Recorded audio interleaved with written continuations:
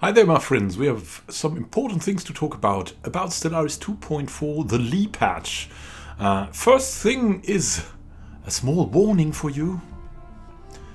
Don't just load and save, because 2.3.3 is maybe not compatible with 2.4, so you never know.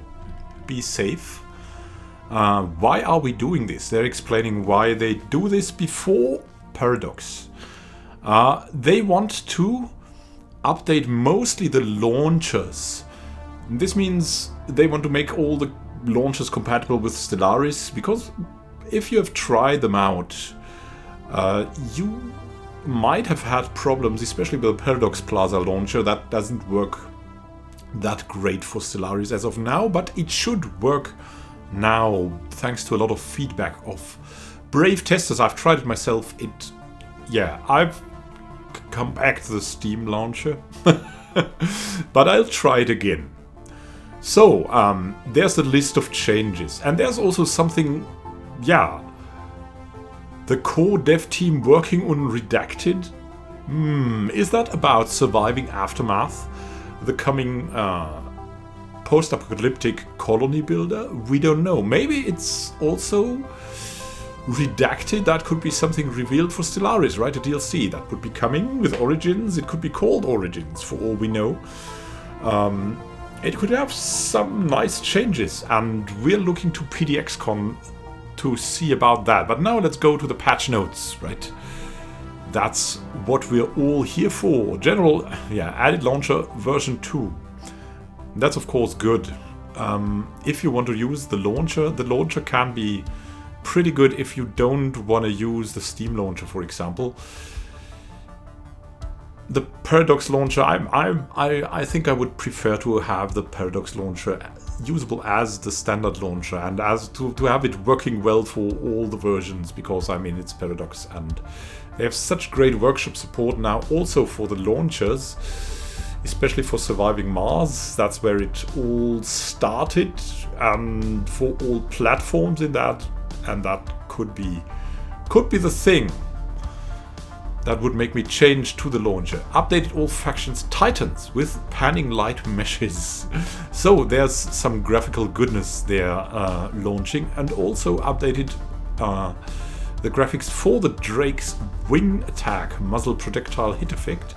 So it's going to look more epic. Same goes for Caravaneer ships and stations. I really like that they're working on these little things too. I mean, the beauty of the game is also something that just is a little bit more butter on the bread, or maybe it's the herbs that you put on the butter, or I don't know. It's nice to have it. Then there's some balance patches. Hunter Seeker drone drops. Now I have a preference for pops. Who would actually be good at it? I don't think that's balance. I think that's the quality of life improvement. I think that's something that should be done for kind of all the empires, all their pops. Like, that's something that is needed. I mean, if you have a multiple species empire, you know what I'm talking about, and you might have tried that as well. I think you do, because that's one of the fun parts, right? And then the pop growth reduction for biotrophies now actually reduces their growth rate. The pop growth reduction actually reduces their growth rate. This seems to be like a bug fix, right? If you read it like that. Driven simulators now apply their organic growth penalty as a multiplier, the same way as rogue servitors do, and it's now also 50%, which makes sense for biotrophies, right? They would be kind of toned down. And as I understand it, I mean, the mechanical empires have been kind of uber for a while, and this maybe stops them a bit.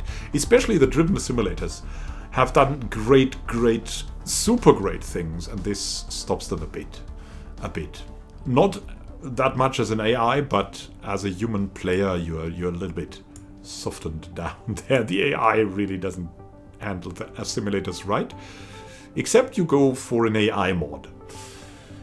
then they can be pretty good. Defensive platforms placed on outposts now provide 2 points of piracy suppression for the systems. That makes sense. The great game tradition for the supremacy tree now also reduces the cost to build defensive platforms by 33%. Make that tree better. That's pretty good. If you're going for like early war, that should be rewarded. That's also a good way. The safest way is always the tech. That's the in way, like the tall tech.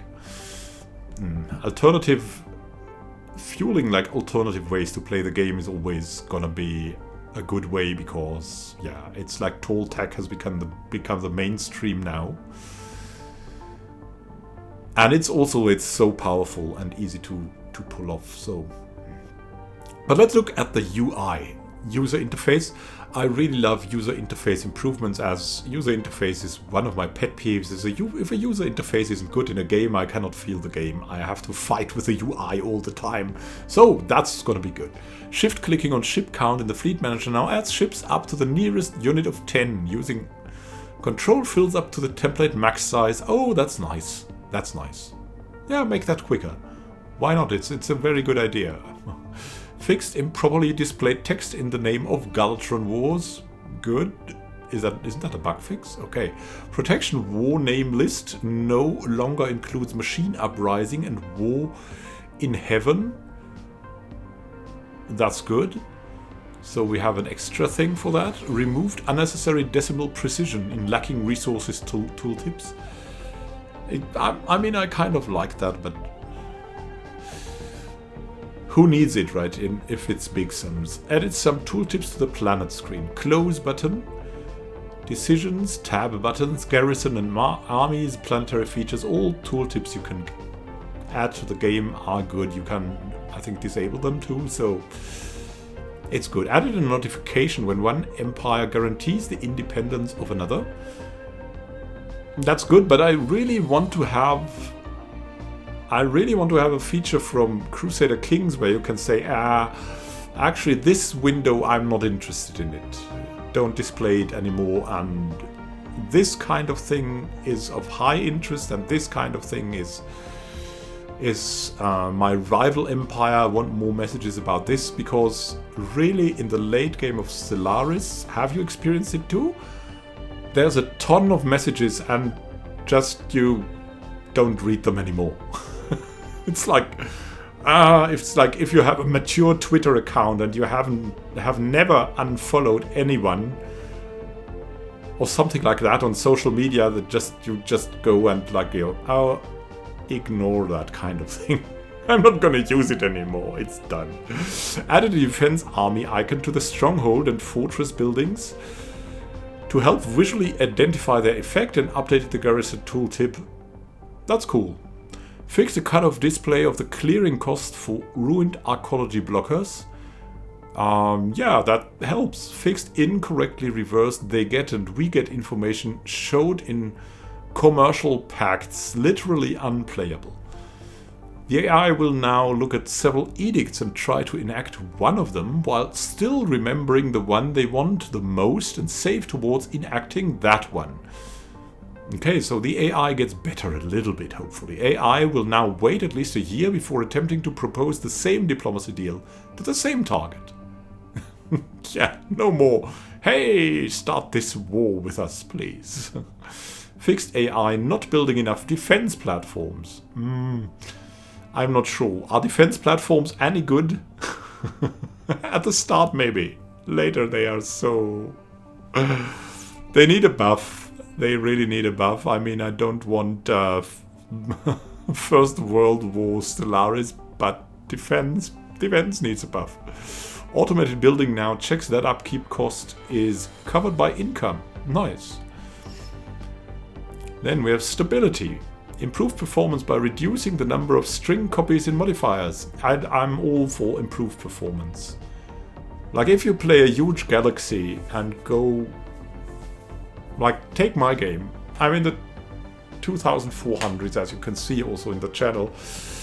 And the game is starting to... and I've got a really, really good system. It should run like cool, and the game uses like 15 to 20% of all resources.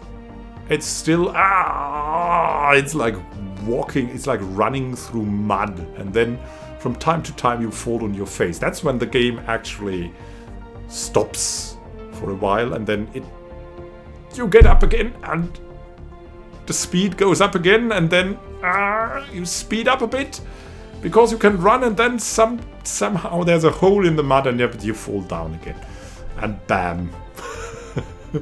And that's the performance in huge games in the 2400s. Parallelized some planet functions, whatever that means. Optimized calculations done in frame rendering. Sounds good if it leads to improved performance. Bunch of caching and optimizations to planet job calculations. Nice. Fixed the slowdown when viewing the slave market. I have to admit, I have never seen anything on the slave market in my games. For some reason. And I've never used it. It's crazy. So somehow fixing the slave market would be good. Then we have bug fixes. Fixed an incorrect scripted trigger, which could sometimes result in the deletion of research labs when upgraded. Oh yeah, that's helpful. Fixed literally unplayable the typo in Ankrel 2.3 disk. Whatever that means, it was literally unplayable. Fixed empires that have outlawed slavery, not emancipating slaves on planets they conquer, is fixed. Yeah, that makes sense. That is fixed. Fixed a possible crash when a planet has no pops. Oh yeah, there's that case. I mean, there's definitely that case. Fix an instant repair exploit when you dismantle a starbase module while it's under attack. That sounds fishy so good. Fix the bug that could cause rivalry declarations and closed borders enacted by you to make you instead the target of those things from the other empire. Oh yeah. That would be nice, right? Goodness. I mean, it's really probable that they do this as a retaliation diplomacy, but yeah, just instantly doing that to yourself is kind of odd. Removed an exploit where when transferring, merging and transferring ships again while paused, one could cheekily cause them to become invisible and untargetable in combat. I want to know how that worked. No, really, that's ridiculous. Fixed an overflow bug with empire power calculations. Okay, too much power. Over 9,000 or what? Removed incorrect ability to completely depopulate primitive planets with radiant bombardment stance. Okay. Yeah, it's good, it's good. Fixed non-functional modifiers to colony ship build cost. What are non-functional modifiers? Well, they are functional now, so it shouldn't matter anymore. Fixed a potential crash in AI when evaluating market values. Oh yeah, the market. The market is...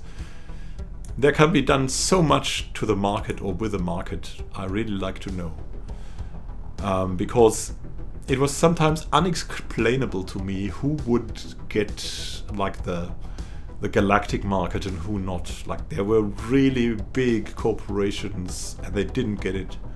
Sometimes I did get it for a strange reason. I think inward perfection empires, for example, shouldn't get the galactic market. It makes absolutely no sense. They wouldn't let anyone into the market.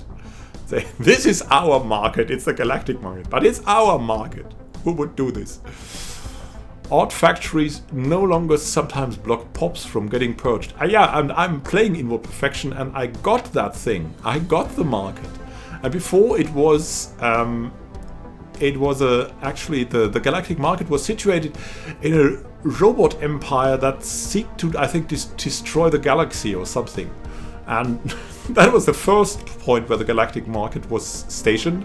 Who would travel there? Who in his right mind would travel there? There should be certain empires that should be blocked from the galactic market because they don't want to participate in the market. They just want to kill everyone or overtake everyone and make them like slaves or something.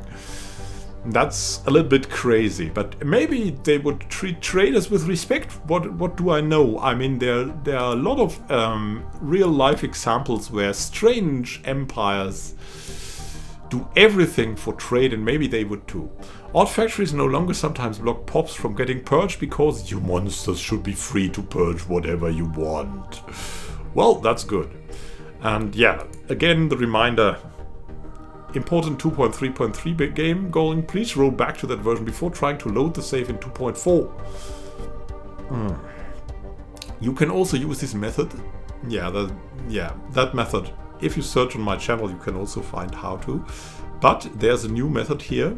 So there's a new method to play older versions. You have to go and actually have a Paradox account and say yes to the EU regulations, and all of that is described here. So load that up. You can see it now in the bottom left corner if you're interested in the total syntax.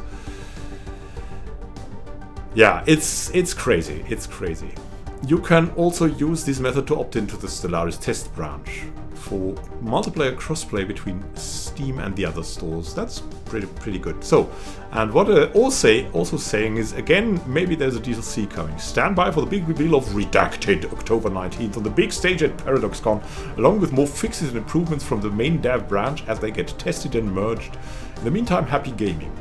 Yeah, happy gaming. They stole that from me, right? Happy gaming to all of you. We'll see each other in a Stellaris thing, and oh, look at that.